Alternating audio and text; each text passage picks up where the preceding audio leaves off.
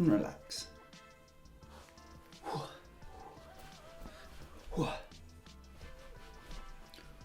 Okay. Top of the morning, top of the morning, top of the morning, top of the morning.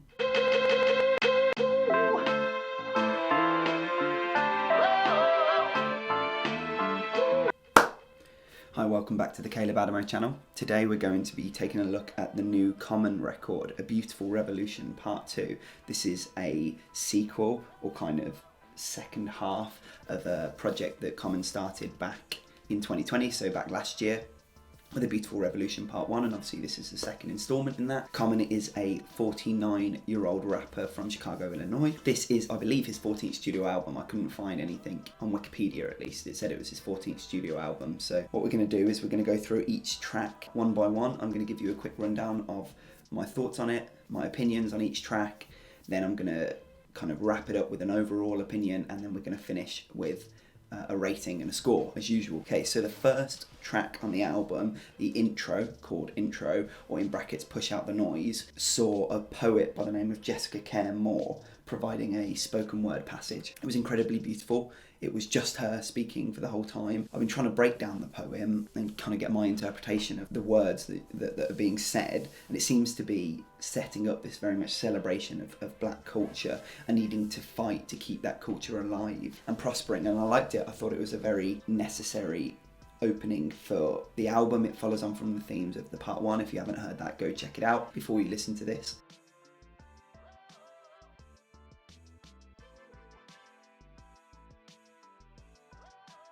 But yeah, so this intro poem kind of sets the scene for the whole rest of the album, to be honest. These ideas of black culture and revolutionary ideas and pushing forward the culture, because that's what this project is very much about. It's about celebrating black culture, and it's about celebrating the background that Common has and where he comes from, and celebrating the people that he associates with best. So it's really cool in that regard. It's a really good intro. It's a really good start to the album. Makes you think quite a lot. So yeah, moving on to the second track, A Beautiful Chicago Kid. So this had a really bouncy kind of bass line with a drum beat that sounds a little bit to me like it's being played on one of those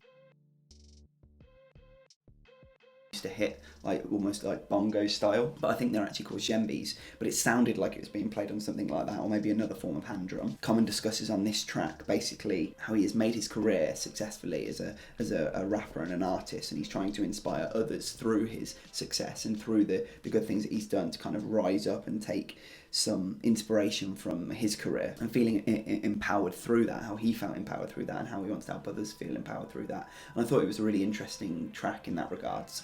Again, it was fun, bouncy, but also with a message that really kind of rings home, and something that I really think people should listen to. Then we move on to the third track on the album, When We Move, featuring Black Thought, lead member vocalist from the band The Roots. This was my favourite song on the album. This has been stuck in my head for days now.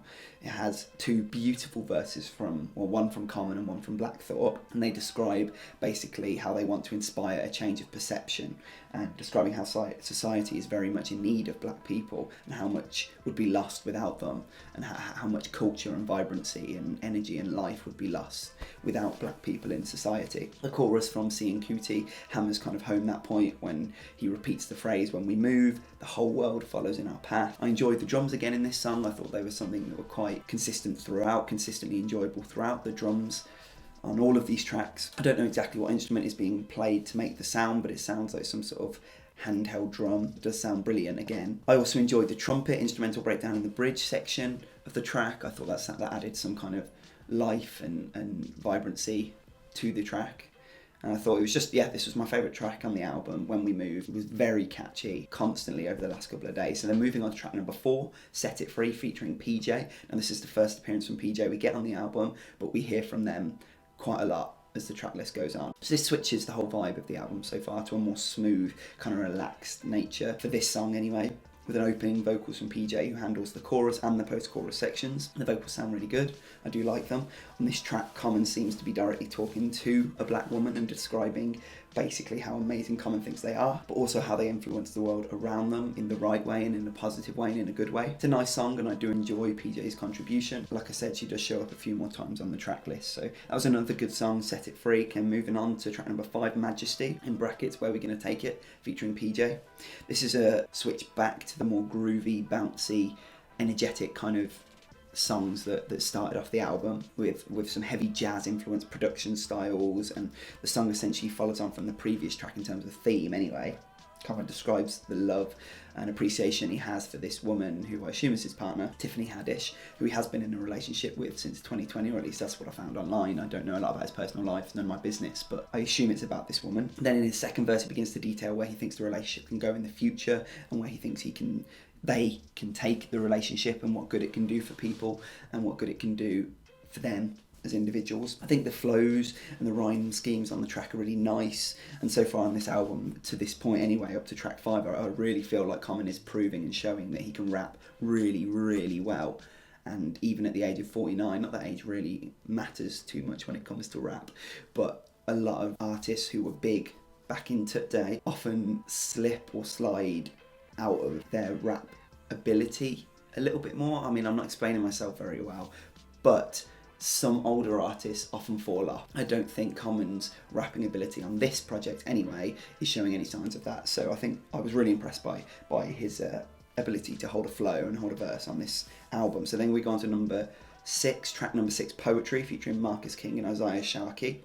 So Marcus King handles the chorus on this track. One thing I do appreciate is Common utilising a number of artists and a number of different vocalists throughout the project to handle the choruses. I hate it when you get a rapper who insists on doing their own hooks and choruses when either they can't sing or they need something different to keep the tracks alive. And I think Common realised that and thought, you know what, let's sort this out. I'm going to get a bunch of really cool black artists to do some amazing vocals, and I think it's important that they're black because, like I said at the start, this whole album very much feels like a celebration of black culture, and it's really awesome to see. Back to this track, Poetry, I did really enjoy the electric guitar string kind of bending technique that was being used. I really liked that melody line for the production. The theme of the song centres around the power behind words and how powerful poetry can be, and I agree, as an English teacher I think poetry is great. I might not be amazing at writing it myself, but I can really appreciate it, and I think rap and poetry blend so closely into one another that it makes sense that a song like this would be sandwiched between essentially 2 pieces of poetry for the intro and the outro. Common even shouts out 6 famous black writers and poets, including the likes of Nikki Giovanni and Toni Morrison. I thought that was really cool, and there were obviously 4 others that he called out. I can't remember off the top of my head now, but it was really interesting kind of hearing his ode to these great writers and these people who have influenced black culture and culture in general as a whole, and literature and the arts. And it was just, yeah, it was a very cool song. I like this song a lot, Poetry. Then we move on to track 7, Saving Grace. Now this is a track that slows down the pace, brings the pace right back down. Becomes quite a poignant moment on the album actually. I think the warped guitar sounds and the kind of the steady drum beat create quite a serious and emotion-filled kind of acoustic space, or a sonic space, where Common then proceeds to talk about racism and how he pairs the struggles with racism to seeking out a mandate from God to rise up out of the oppression. There's a lot of religious talk and context throughout this album. He talks about God quite a lot throughout the track list, and so that's always interesting to hear about his religious beliefs and what he believes in. Although not featured on the track list itself, the chorus and second verse is handled by Brittany Howard, who gives a really beautiful and sad second verse actually, where she talks about sometimes forgetting who she is and battling with her identity in the face of racism, and it's really quite, just sad. It's something that obviously she's been battling with, and so many other people do all the time in the face of racism, and it's horrible to see. And so this was, like I said, quite a poignant moment on the track list. And we move on to track number 8, Star of the Gang, featuring PJ. Now this featured maybe my favourite instrumental on the whole album, definitely one of my favourite instrumentals on the whole album, with some really nice electric guitar lines that looped into the production in the background, and Common continues this discussion of racism and addresses some of the societal reasons that kind of black people often feel contained or dictated to. And so again, continuing that theme, I like the bars that seem to be Common directly addressing white people. I thought that was really cool, suggesting that they should help dismantle the racial systems that essentially they've put in place, but simultaneously being aware of their innate privilege and the privilege that white people have over people of colour. He says, and I quote, "It's okay if you for it, you ain't against, you and your white pickets can help paint the fence." I thought that was a really cool line. We move on to track number 9, Imagine, again featuring PJ. Another smoother cut on the project, dipping into those R&B vibes again, those kind of smoother soul vibes. Once again, PJ offering some really nice vocals for the chorus and this retro sounding keyboard sounds mixed into the production that blended together really nicely with her vocals. The song basically discusses or fantasizes about a world in which there's no societal injustice, and rather that's replaced with an inspirational and kind of soulful world, a world where things are good and not dictated to people. There is no injustices, there's no racial discrimination, and people live in kind of harmony and peace. And the title of the track, Imagine, kind of just brings that home, because it's simultaneously a hope for the future and sadness at the fact that that doesn't necessarily seem attainable in the society that we unfortunately live in right now. So then we move on to track number 10, Get It Right. So this had a nice soulful chorus provided by artist Raphael Sadiq.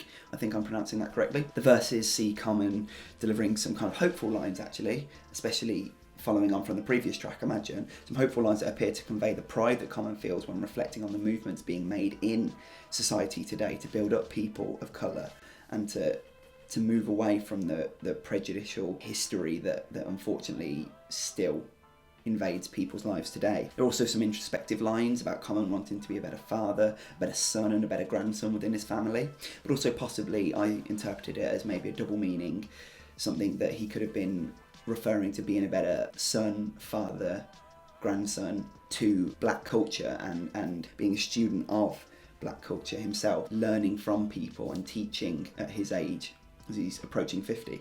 So yeah, I thought that was a really interesting possible double meaning. Obviously I could be wrong, it's just an interpretation. Still thought it was really interesting. So then we move on to the final track, Outro, in brackets, exclamation point. Now this again, like I said, was another, like I mentioned earlier, was another really beautiful and dainty poetic spoken word piece. And this one was delivered by poet Morgan Parker, who brings the album to a really kind of poignant conclusion that summarises the album as a piece of poetry and discusses all the tracks as this one big kind of poetic existence. And it looks at celebrating black culture and summarises the whole album's theme of celebrating black culture, building people up, working to get away from the racial prejudices and issues that have been so prominent throughout society for so long and still are today. So I thought it was really beautiful. I thought it was made you kind of really think at the end. And yeah, so to summarise, wow, I really like this album. I really, really, really like this album. This was so much better than his previous body of work, Let Love, that I think came out in 2019.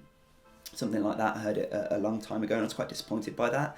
I've liked Common in the past, but I didn't exactly love that project. And then when I heard last year, I heard it late actually, A Beautiful Revolution Part 1, I heard it a couple months probably after it came out, maybe even towards the end of 2020 or maybe the start of 2021.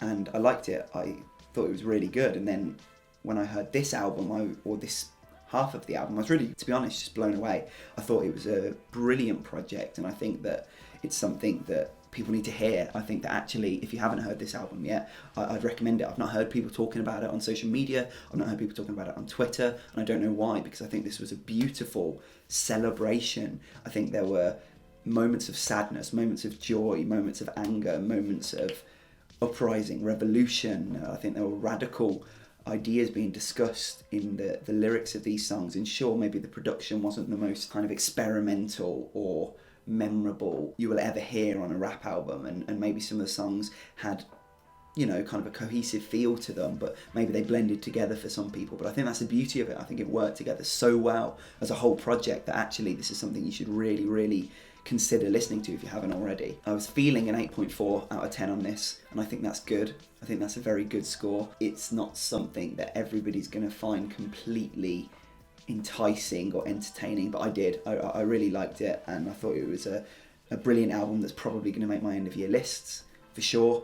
That 8.4 out of 10 could go up, it could go down. If you agreed with me, please let me know in the comments down below. If you thought I was waffling, also let me know.